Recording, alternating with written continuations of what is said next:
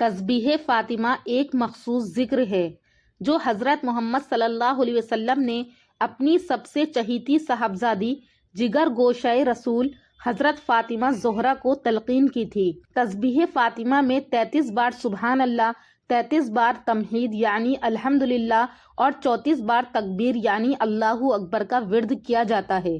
مسلم کی روایت ہے کہ حضرت ابو ہریرہ رضی اللہ تعالی عنہ فرماتے ہیں کہ حضرت فاطمہ زہرا نبی کریم صلی اللہ علیہ وسلم کی خدمت میں خادم مانگنے آئیں تو حضور صلی اللہ علیہ وسلم نے فرمایا، کیا میں تمہیں وہ چیز نہ بتا دوں جو خادم مانگنے سے بہتر ہے؟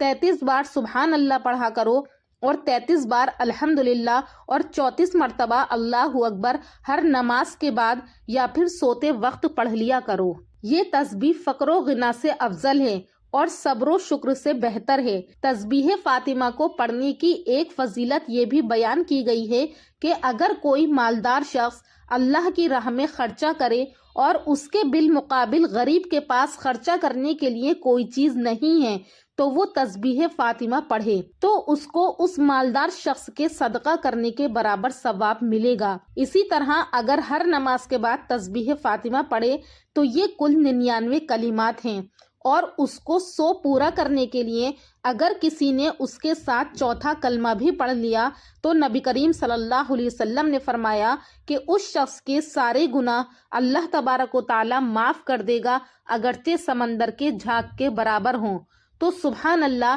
کتنی زیادہ فضیلت ہے تسبیح فاطمی کی، اس کو اپنی زندگی کا معمول بنائیں، ہر نماز کے بعد پڑھیں اور سوتے وقت بستر پر لیٹ کر پڑھیں۔ روایت میں ہے کہ حضرت علی رضی اللہ تعالی عنہ نے اپنے ایک شاگرد سے فرمایا، کیا میں تمہیں اور فاطمہ کا جو حضور صلی اللہ علیہ وسلم کی سب سے زیادہ لاڈلی بیٹی تھی ان کا قصہ سناؤں؟ تو شاگرد نے کہا کہ ضرور۔ تو فرمایا کہ وہ اپنے ہاتھ سے چکی پیستی تھی جس کی وجہ سے ان کے ہاتھ میں نشان پڑ گئے تھے، اور خود پانی کی مشک بھر کر لاتی تھی جس کی وجہ سے سینے پر مشک کی رسی کے نشان پڑ گئے تھے، اور گھر کی جھاڑو وغیرہ بھی خود ہی دیتی تھی جس کی وجہ سے تمام کپڑے میلے کچیلے رہتے تھے۔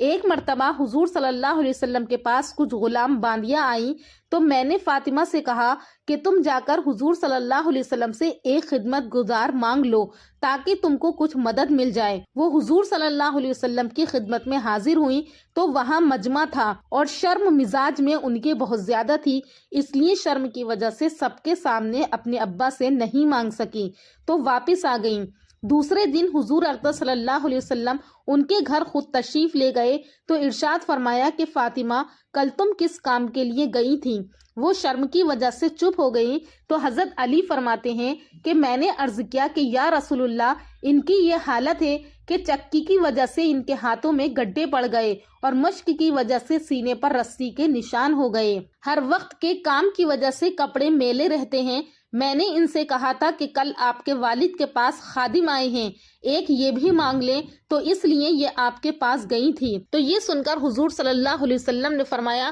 کہ بیٹی، یہ دنیا کی چیزیں ہیں، یہ ہمارے لیے نہیں ہیں، تم تقوی حاصل کرو، اللہ سے ڈرو اور اپنے پروردگار کا فریضہ ادا کرتی رہو اور گھر کے کام کاج کو انجام دیتی رہو۔ میں تمہیں ان غلام اور باندیوں سے بہتر ایک چیز بتاتا ہوں کہ جب سونے کے واسطے تم لیٹا کرو تو 33 مرتبہ سبحان اللہ، 33 مرتبہ الحمدللہ اور 34 مرتبہ اللہ اکبر پڑھ لیا کرو، یہ خادم سے زیادہ اچھی چیز ہے۔ تو حضرت فاطمہ نے کہا کہ میں اور علی اللہ کے رسول سے راضی ہیں۔ تو یہ تھی تسبیح فاطمہ کی فضیلت۔ اللہ تبارک و تعالیٰ سے دعا ہے کہ اللہ پاک ہمیں بھی اس تسبیح کو اپنی زندگی میں لانے والا بنائے اور اس تسبیح پر عمل کرنے والا بنائے۔ آمین ثم آمین۔